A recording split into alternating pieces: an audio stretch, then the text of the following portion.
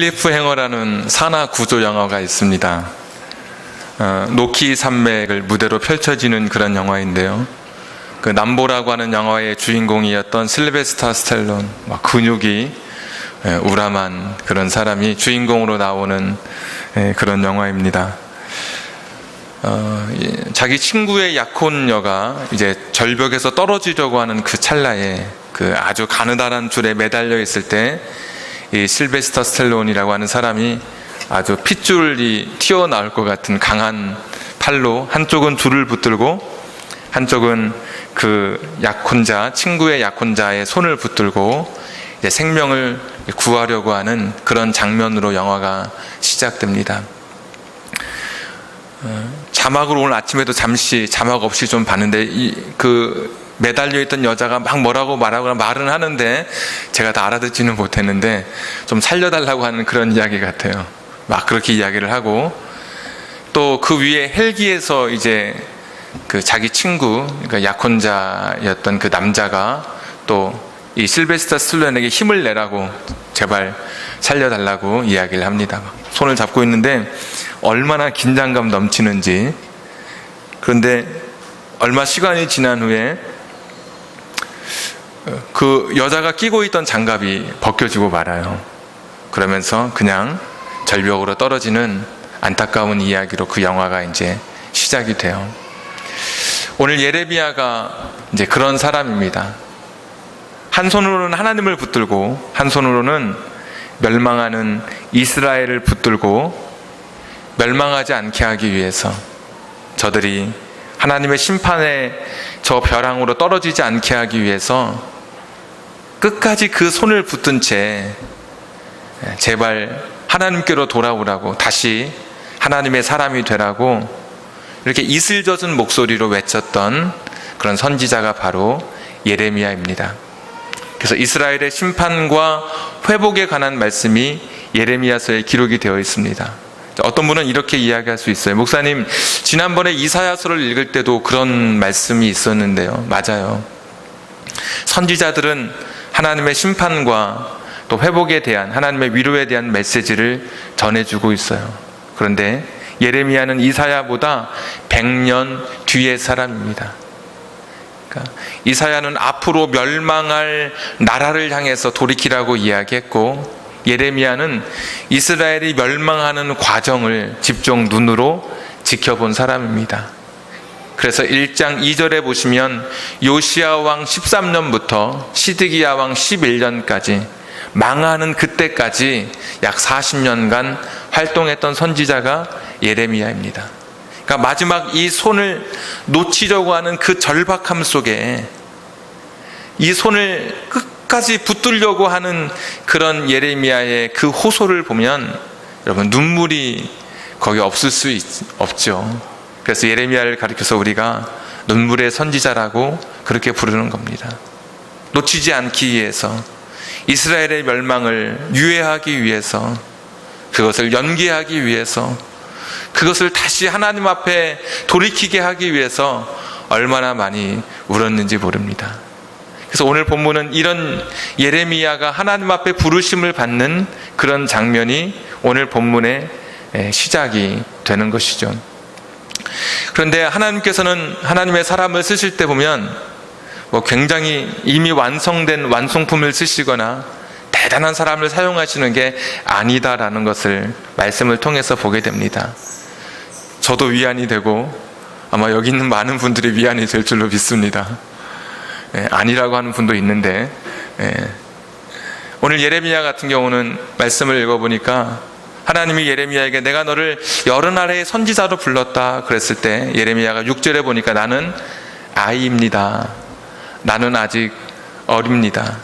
어른들이 대접받던 그런 시대에 나는 아직 나이가 어려서 하나님의 일을 감당하기가 어렵습니다. 그게 자기가 가진 약점이라고 이야기하고, 그리고 또 나는 말을 잘하지 못합니다 그렇게 이야기해요.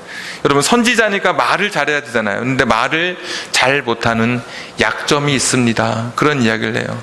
제가 아는 목사님 한 분이 계신데 저도 약간 그런 과인데 그분은 자기의 약점 두 가지를 어느 날 이야기하더라고요. 첫 번째 약점은 사람들을 잘 못 본대요. 얼굴을. 설교할 때 밑을 보고 해요. 그래서 제가 그랬죠. 다른 분들을 앞에 앉혀놓고 설교하시라고. 곳곳에 다 포진해놓고 설교하면 누군가랑 눈은 마주치지 않겠냐고. 근데 이분이 굉장히 소심한 성격이어서 눈을 잘 마주치지 못해요. 두 번째는 말을 잘하지 못해요. 원래 국회의원이 죽으면, 이거 농담이니까 뭐 고소하거나 그러지는 않겠죠. 국회의원이 죽으면 한강에 입만 뜬다고 그러잖아요. 근데 목사가 죽으면 입도 안 뜬대요. 하도 말을 많이 해서. 그런데도 말을 못한다 그러니까 얼마나 큰 그 목사님이 가지고 있는 고민을 이야기해요. 근데 오늘 예레미야가 그런 사람이에요. 나는 나이도 어리고 나는 말도 잘 못하는 사람이라고. 그러니까 자신의 약점을 솔직하게 오늘 고백하고 있어요. 이런 개인적인 약점뿐 아니라 태생 자체부터, 출생 자체부터도 예레미야는 그렇게 특출난 사람이 아니었습니다. 1절에 보시면 제사장 가문에서 태어나요. 종교가 사회와 정치를 이렇게 영향력을 줄 때니까 제사장 가문이면 전문 용어를 써서 죄송하지만 끝발이 좋은 겁니다. 아주 얼마나 좋았겠습니까? 제사장 가문이면. 그런데 중요한 것은 1절에 보시면 그냥 제사장 가문이라고 소개하지 않아요. 성경을 연구해 보니까 아나돗 출신의, 아나돗에 거주했던 제사장 가문의 사람이라고 나와요. 아나돗이 어떤 곳이냐면 다윗이 죽을 때가 임박할 때 아도니아와 솔로몬이 서로 왕이 되려고 경쟁했던 적이 있어요. 오늘날 롯데의 난을 보는 것 같아요. 누가 그 뒤를 차지할 것인지. 근데 저는 성경을 보니까 세상을 알겠더라고요. 롯데 누가 차지하냐면 저는 알 것 같아요. 어머니의 마음을 얻은 사람이 차지합니다. 아도니아와 솔로몬이 서로 왕이 되려고 할 때 다윗의 아내였던 밧세바의 마음을 누가 사로잡느냐? 솔로몬이 사로잡아요. 그러니까 다윗이 고민하다가 솔로몬에게 힘을 실어줘서 결국 솔로몬이 왕이 됩니다. 근데 한참 팽팽할 때 신하들도 제사장들도 두 패로 갈린 거예요. 아도니아 쪽에 붙은 사람이 있고 또 솔로몬 쪽에 붙어서 왕이 되겠지 기다렸던 사람들이 있어요. 근데 막상 솔로몬이 왕이 되고 나니까 아도니아 쪽에 속했던 사람들은 죽거나 다 다른 곳으로 추방당했어요. 그때 제사장들이 추방당한 곳이 어디냐? 바로 아나돗이에요. 그러니까 무늬만 제사장이지 역할을 주지 않는 거예요. 실권이 전혀 없어요.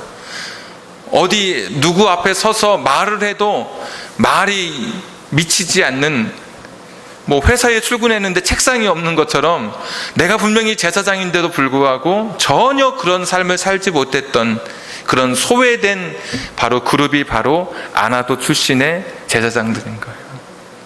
원래 제사장이라고 하는 것은 공부해서 시험 봐서 합격해서 얻는 게 아니고 태어나야 되는 거거든요. 레위 지파 중에서도 아론 자손의 후손만 제사장이 되는 거예요. 그런 굉장히 좋은 그런 제사장이라고 하는 그런 가문에서 태어났지만 늘 그의 마음속에 어려서부터 컴플렉스가 왜 하필이면 아나돗이냐는 거예요. 이것이 예레미야가 가졌던, 그가 결코 자신의 인생 속에 씻어낼 수 없었던 약점이었어요. 실제로 예레미야가 복음을 전할 때, 하나님의 말씀을 전할 때 다른 예루살렘의 제사장들이 다 무시해요. 옥에 가두고 쓸데없는 소리 하지 말라고, 너 같은 것이 감히 누구에게 이야기하느냐고 이야기하죠. 왜? 아나돗이니까. 아나돗 쪽의 제사장들이 무슨 역할을 하겠느냐고 이야기하는 것을 볼 수 있죠. 그러고 보면 예레미야는 마지막 이스라엘이 멸망할 때 한 손으로 하나님을 붙들고 또 한 손으로는 이스라엘의 그 멸망의 마지막을 붙들었던 위대한 사람이었지만 굉장히 많은 약점을 가지고 있었고 굉장히 많은 컴플렉스를 가지고 있었던 사람이 예레미야입니다.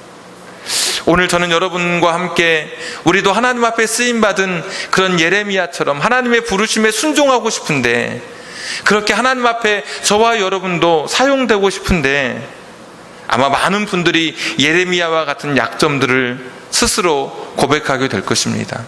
어떤 분은 그렇게 고백해요. 나는 성격이 별로 좋지 않다고 하는 그런 약점을 가진 분도 있을 수 있어요.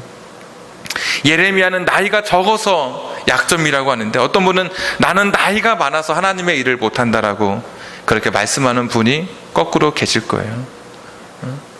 나는 돈이 너무 없어서, 우리 가정이 너무 어렵게 자라서 나는 하나님의 일을 할 때 나는 너무나 부족한 게 많아요.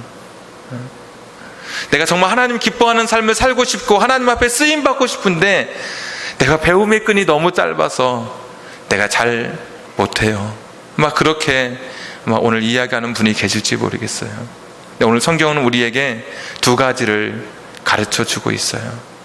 첫 번째는 하나님의 목적과 의도의 빛 아래서 자기 자신을 살펴봐야 되는 거예요. 그러니까 하나님의 시각으로 나를 바라봐야 되는 거예요. 여러분 5절 한번 같이 한번 읽어볼까요? 5절 다 같이 한번 읽겠습니다. 시작. 내가 배에서 나오기 전에 너를 성별하였고 너를 여러 나라의 선지자로 세웠노라 하시기로. 아멘. 예레미야를 향해서 너라고 하는 존재는 우연히 생겨난 존재가 아니라 너가 태어나기 전부터 나는 너를 알았고 나는 너를 향한 나의 계획이 있었다라고 하나님 말씀해 주고 있습니다. 저와 여러분이 가지고 있는 그 수많은 약점에도 불구하고 하나님께서는 저와 여러분을 향한 계획을 갖고 계시다는 거예요.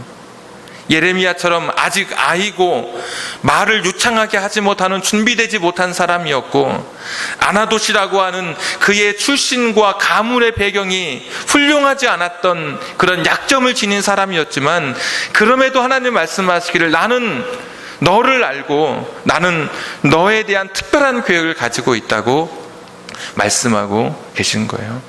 오늘 하나님은 저와 여러분을 향한 하나님의 계획을 갖고 계십니다.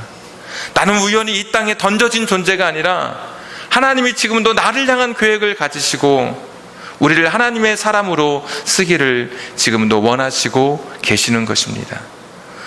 44살 된 한 여인의 고백이, 이런 고백이 있더라고요. 어렸을 때 중학교 2학년 때 한참 사춘기 때 엄마에게 그렇게 물어봤답니다. 엄마, 나 왜 태어났어?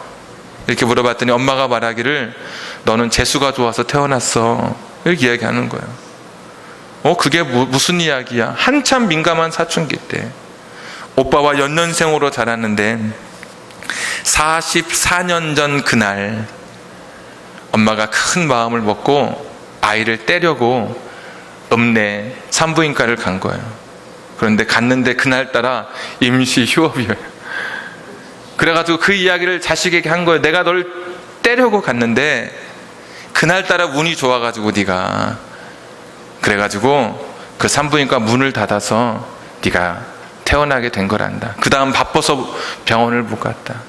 근데 그 이야기를 듣고부터 이 아이가 그 44살이 되기까지 그의 고백을 읽어보면 사랑을 해도 뜨겁게 사랑을 못하는 거예요. 그 사람 고백대로라면 술을 마셔도 취하지 않는 거예요. 자신의 인생이 도대체 무엇인지 갈피를 잡지 못하고 심각한 우울증에 빠져가지고 거의 생사를 왔다 갔다 하는 지경에까지 이 여인이 이르게 된 거예요. 어느 날 신경이 쇠약해져가지고 그냥 쓰러지고 말았습니다. 이제 나는 죽는구나. 움직이지 못하는 그 상태에서 정말 나는 재수 좋은 애인가? 나는 그렇게 태어났나? 이렇게 한참 고민을 하다가 혹시 또 다른 이유가 있지 않을까? 내가 이 땅에 태어난 또 다른 목적이 있지 않을까? 그것을 자꾸 생각하기 시작하는 거예요. 근데 아직 이분이 기독교인이 되지 못했지만 그러면서 자기의 마음속에 새로운 생각들이 들기 시작하면서 이 세상이 아름답게 빛나기 시작했다는, 그러면서 글쓰기를 통해서 자신을 정화시켜가는 이야기를 담담하게 자기 이야기를 써내려간 것을 읽어봤습니다.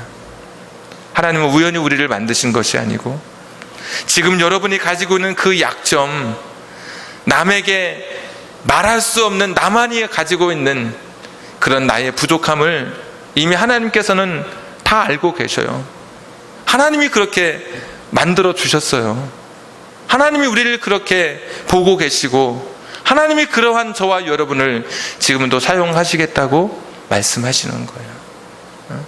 나는 의지가 약하고 나는 믿음이 약하고 나는 다른 사람이 보는 것만큼 나는 그렇게 성격이 사실 좋지 못하고 나는 사실 하나님 앞에 내가 보이는 것만큼 성실하지 못한 내 자신이지만 그런 약점이 있음에도 불구하고 하나님께서는 저와 여러분을 향한 계획을 가지고 있으신 거예요. 여러분, 키 작다고 너무 낙심하실 것도 없어요. 외모 때문에 너무 낙심하실 것도 없어요.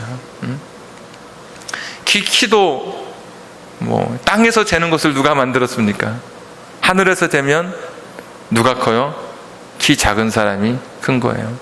옛날 등소평하고 미국의 레이건 대통령이 만날 때 키 작은 등소평이 손을 일부러 밑으로 내렸대요. 그랬더니 레이건 대통령이 그 손을 잡으려고 키 큰 양반이 머리를 숙이면서 그 손을 잡았어요. 그때 사진사들이 사진을 착각 찍었어요.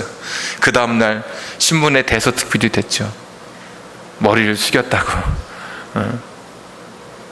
키 작으면 여러분 군대 가도 유리한 게 굉장히 많습니다. 유격 가면 이제 우리 어떤 군대 간 한 형제가 곧 유경이라고 하는데 군대 가면 이거 나무 들었다 놨다 하는 거 있어요. 여러분 아세요? 여기 있어.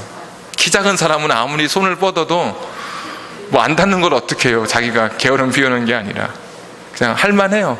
그것도 키 작은 게 다 나쁜 것만은 아니에요. 그 약점까지도 하나님이 사용하시는 거예요. 어떤 사람은 나는 지혜가 부족하다고, 나는 지식이 부족하다고, 나는 머리가 안 좋다고 이야기하는 사람이 있는데 흔히 우리가 돌머리라고 이야기하죠. 그런데 새기긴 힘들어도 한번 새기면 여러분 천년 갑니다. 그러니까 우직하게 살아갈 수 있어요.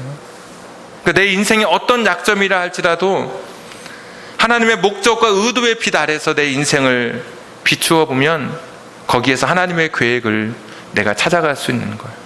거기에서 하나님의 뜻을 우리가 발견할 수 있는 거예요.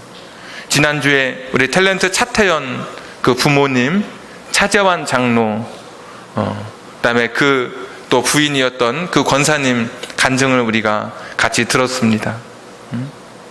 그 장로님은 그런 이야기 하셨던 기억이 나요. 내가 하나님의 일을 하도록, 그러니까 그분이 농어촌 목회자를 섬기는 일을 하고 있는데 하나님의 일을 하도록 하나님께서 내 인생을 이끌어 가셨다는 거예요. 사업이 실패했었을 때, 정말 이 세상을 떠나고 싶었을 때 내가 부스럭이라도 내게 주신 은혜를 찾아서 무슨 일을 할까? 근데 방송국에서 그 음향을 만드는 일을 했기 때문에 그 기술을 가지고 농어촌 목회자들에게 테이프를 보냈다잖아요. 50교회에. 그래서 첫째 주는 설교에 도움이 되는 그런 말씀을 하나 보내고, 또 하나는, 또 두 번째 테이프는 사모님들에게 도움이 되는 또 테이프를 만들어서 보내고, 또 다른 테이프는 조사들이 가르칠 수 있도록, 그걸 듣고 가르칠 수 있도록 또 그 테이프를 만들어서 하고, 또 하나는 시사 상식을 모아가지고 테이프를 만들어서 이렇게 보급했더니 정말 자기의 달란트를 하나님을 위해서 사용했다고. 사업은 망했지만 내게 있는 것을 가지고 하나님 앞에 자기는 그렇게 헌신했다는 이야기가 지금도 기억에 남아요. 그리고 사업에 실패했을 때 그 아들 차태현이라고 하는 그 아들이 CF 하나를 통해서 한 35년 전에 3억이나 되는 그 빚을 다 갚았다고 이야기하시죠. 그때도 그분은 내 아들이 이렇게 해서 기분 좋다 그런 이야기 하지 않으시고 그렇게 말씀하셨잖아요. 하나님께서 나를 더 사용하시려고, 우리 가정을 사용하시려고 이렇게 우리 아들을 하나님께서 띄워주셨다고. 그러니까 내 인생의 모든 일들을 하나님의 의도와 목적과 그 의도의 빛 아래서 자기 자신을 비추어 보시더라고요. 그러면서 지금까지도 살게 하신 것도 하나님이 하나님의 일을 하게 하시려고 나를 살려주신 것이라고 고백하는 것을 보았습니다. 하나님은 낭비하시는 분이 아니세요. 우리를 이 땅에, 우리 한 사람 한 사람을 이 땅에 생명을 주어서 살게 하실 때에는 하나님의 계획과 목적이 우리 가운데 있는 거예요. 목적이 있는 그 삶을 발견한 사람은 자신의 삶에 의미를 부여합니다. 그리고 그 초점을 향해서 앞으로 나아가는 거예요. 여러분의 삶에 하나님이 주신 그 목적, 하나님의 그 계획, 태초부터, 우리가 태어나기 전부터 우리를 아시고 우리를 사용하시려고 계획하신 그 하나님을 기억하면서 오늘 여러분의 약점, 여러분이 가지고 있는 컴플렉스, 여기에 머물지 말고 하나님이 나를 사용하시는 그 목적 아래 여러분 자신을 비추어 보실 수 있기를 바랍니다. 두 번째 드리는 이야기는, 중요한 것은 7절 말씀해 보니까 하나님께서 이렇게 말씀하고 계십니다. 우리 7절 한번 또 같이 한번 읽겠습니다. 7절 다 같이 시작. 여호와께서 내게 이르시되 너는 아이라 말하지 말고 내가 너를 누구에게 보내든지 너는 가며 내가 내게 무엇을 명령하든지 너는 말할지니라. 아멘. 하나님의 사람으로 쓰임받는 데는 다른 것이 없어요. 공부 잘하고 건강하고 특별한 사람이 쓰임받는 게 아니라 하나님이 가라면 가는 사람, 말하라면 말하는 사람, 그러니까 하나님 말씀에 순종하는 그 사람을 하나님께서 사용하시는 거예요. 내가 이런 약점이 있음에도 불구하고 하나님이 그 약점을 가지고 말하라고 할 때 말하는 사람, 그 사람을 하나님이 사용하신다는 거예요. 예레미야가 살던 시대에 제일 돈 많은 사람을 선택한 게 아니었죠. 예레미야가 살던 시대에 가장 건강한 사람을 선택하신 게 아니었죠. 예레미야가 살던 시대에 가장 문벌이 좋은, 또 가장 가문의 배경이 좋은 사람을 선택한 게 아니었죠. 지식 많은 사람을 선택한 게 아니었죠. 예레미야가 쓰임받았던 것은 하나님 말씀 앞에 순종해서 그렇게 살아갔던 사람을 하나님께서 사용하신 것입니다. 오늘 이 시대에도 하나님이 쓰시는 사람은 나 자신을 하나님 앞에 내어놓는 사람입니다. 하나님, 나같이 부족한 사람이지만 하나님 쓰시려면 사용하시옵소서. 그 옛날 나귀 주인이 그 작은 나귀를 주님이 예루살렘 들어가실 때 내어놓았던 것처럼 내 자신을 하나님 앞에 내어놓는 그 사람을 하나님께서 오늘도 사용하시는 겁니다. 모세처럼 내 힘대로 40세 때 애굽의 궁중에서 교육받고 무엇인가 I am something, 나는 무엇인가 할 수 있을 거라고 생각했던 그 사람, nothing이었습니다. 아무것도 하지 못하고 광야로 쫓겨갔잖아요. 그런데 80세가 되어서 이제는 백발이 성성한 노인이 되어서 광야의 길 외에는 아는 것도 없고 다 옛날에 가졌던 지식과 무예가 다 헛된 것이 되어버렸던 그때, I am nothing, 나는 아무것도 아니라고 이제는 나는 다 틀렸다고 생각하는 그때 하나님 찾아오셔서 그 모습 그대로 모세를 사용해 주셨어요. 그때 에브리싱이 된 거죠. 나는 아무것도 하지 못한다고 할 때 하나님께서 그를 들어 사용하실 때 그는 하나님을 향해서 그의 인생에 아름답고 대단한 것을 이루어낼 수 있었던 사람입니다. 그러니까 하나님께서 지금 80세와 같은 나를 하나님 사용하신다고 하면 하나님 앞에 내 인생을 내어놓는 거예요. 내 모습 그대로 나를 사용하시라고 하나님 앞에 내 자신을 내어놓는 거예요. 내가 약점이 이렇게 많은데도 하나님 저를 사용하시겠습니까? 그러면 하나님 저를 사용해 주세요. 제가 하나님의 도구로 쓰임받기를 원합니다. 내 인생의 주도권을 하나님 앞에 내어드리는 거예요. 거기에 여러분 놀라운 이런 하나님의 도구로 쓰임받는 그 일의 시작이 있지 않겠습니까? 바울 같은 사람은 3번씩이나 하나님 앞에 기도했습니다. 하나님, 내 안에 있는 이 질병의 가시를 좀 벗어나게 해 주시옵소서. 3번만 기도한 게 아니겠죠. 항상 기뻐하라, 쉬지 말고 기도하라고 이야기했던 여러분 바울이었습니다. 3번 기도했다고 하는 것은 작정하면서 특별한 기도였을 거예요. 목숨을 걸고 3번씩이나 기도했을 거예요. 하나님의 음성이 너는 아픈 그대로, 너는 병든 몸 그대로 그냥 그렇게 나를 위해서 사는 것이 내게 주신 사명이야. 너는 그 몸 그대로 나는 너를 사용할 거다. 내 은혜가 너에게 충분해. 아프다고 절망할 필요 없어요. 하나님, 나는 지금 내 몸이 너무나 연약한 채로 있습니다. 그러면 그 모습 그대로 하나님 앞에 내어놓으세요. 하나님, 나는 몸이 약하죠. 하나님, 나는 몸이 병들었습니다. 아시죠? 그러나 하나님 가라고 하면 내가 가겠습니다. 하나님이 멈추라고 하면 내가 멈추겠습니다. 가서 말하라고 하면 말하지 못하는, 말 잘 못하는 사람이지만 내가 가서 말하겠습니다. 이것이 오늘 주님이 예레미야에게 주신 말씀이셨습니다. 이 모습 이대로 하나님 앞에 쓰임받도록 내 삶을 하나님 앞에 내려놓을 때 하나님이 비로소 그 사람을 들어서 사용해 주시는 것입니다. 베드로 같은 사람도 젊어서는 내 마음대로 다녔지만 이제 늙어서는 다른 사람이 너를 띠띠워서 끌고 갈 것이다. 주님의 말씀을 듣고 옆에 있는 요한을 바라보면서 이 사람은 어떻게 되겠사옵나이까? 예수님에게 베드로가 물었었던 적이 있었죠. 예수님은 그렇게 말씀하시죠. 네 인생은 네 인생이고 다른 사람 인생은 다른 사람 인생인 거예요.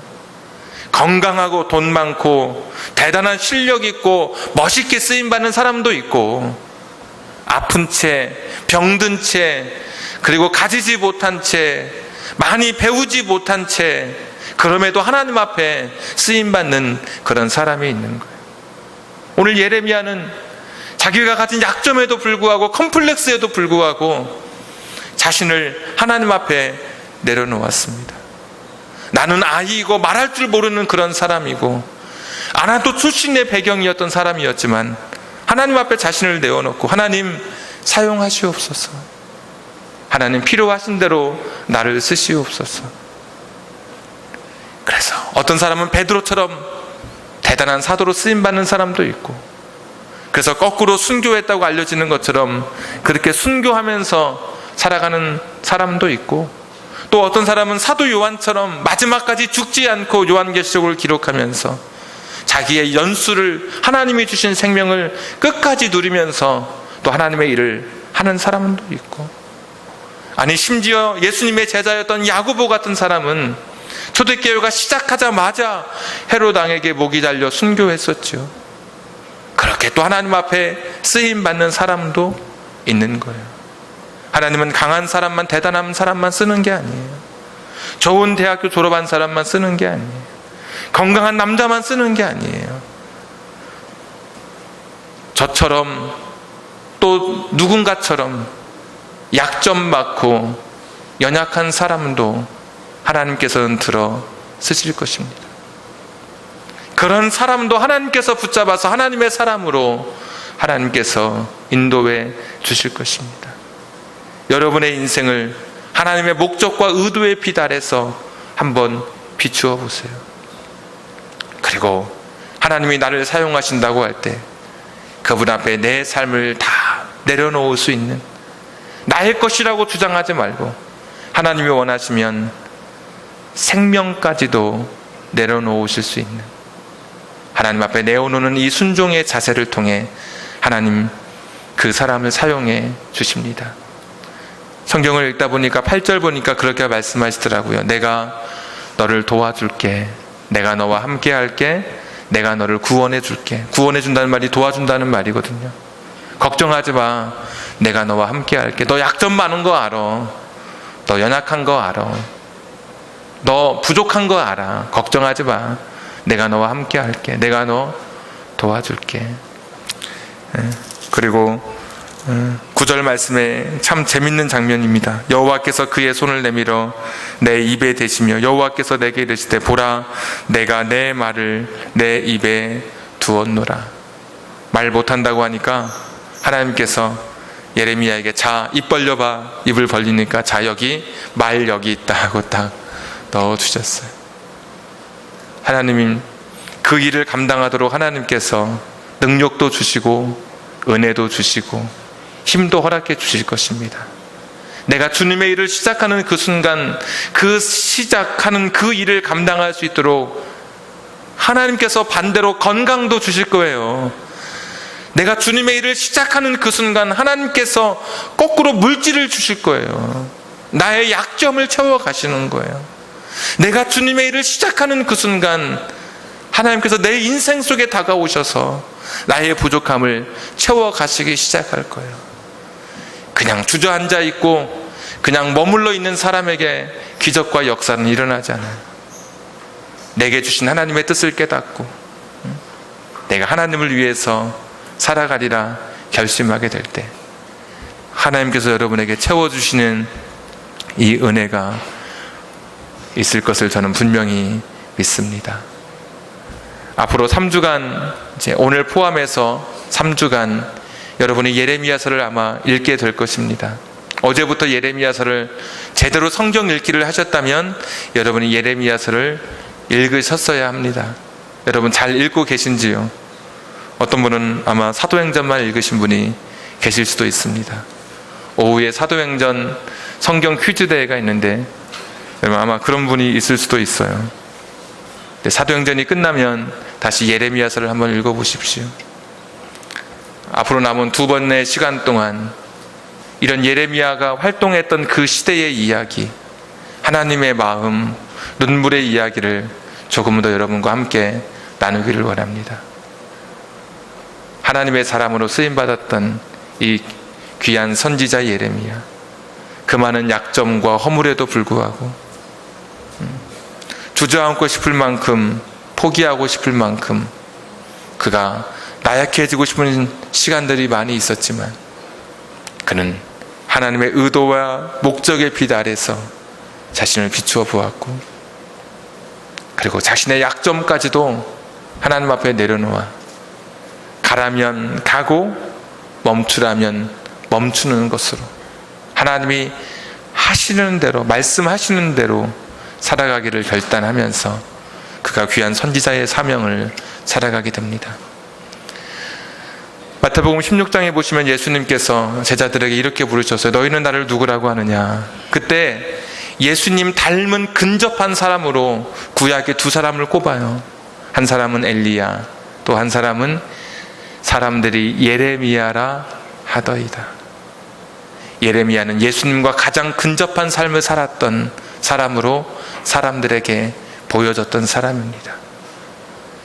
훗날에 돌에 맞아 애굽에서 순교했다고 알려져 있지만 그가 걸어갔던 길은 비참한 죽음의 길이 아니라 하나님이 함께 하셨던 영광의 길이고 후회 없는 길이고, 이 세상 눈 감을 때 나는 이 세상에서 내게 주신 모든 일을 다 잘 감당하다가 세상을 떠났다라고 고백할 수 있는 그런 후회 없는 성공적인 인생을 살았던 사람이 예레미야입니다.